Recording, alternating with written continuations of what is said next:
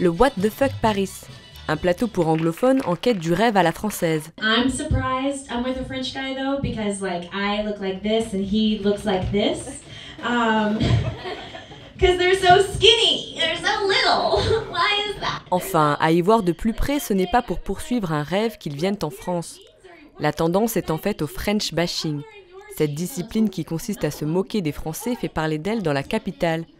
Certains humoristes expatriés en ont fait leur credo, comme ici avec ce nouveau concept d'improvisation en anglais. I didn't mean to live here.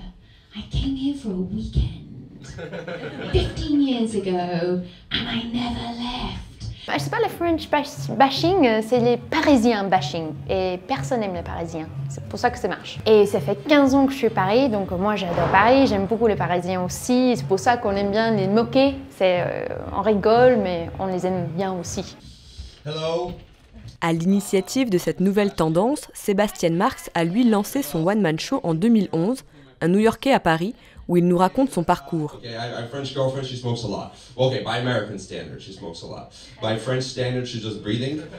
Originaire de New York, c'est là-bas qu'il débute dans le stand-up, avant de s'envoler pour Paris, où il développe l'idée de faire des spectacles en français et en anglais.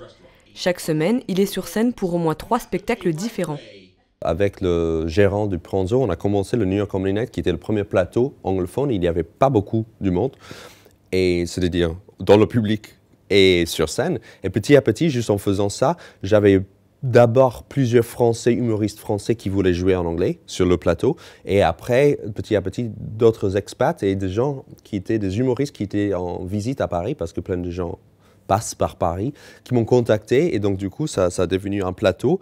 Et après, ce plateau a fait naissance à d'autres plateaux. Et maintenant, je pense qu'il y a quasiment un plateau par soir. Après un passage remarqué au Jamel Comedy Club, il tient une chronique sur RTL.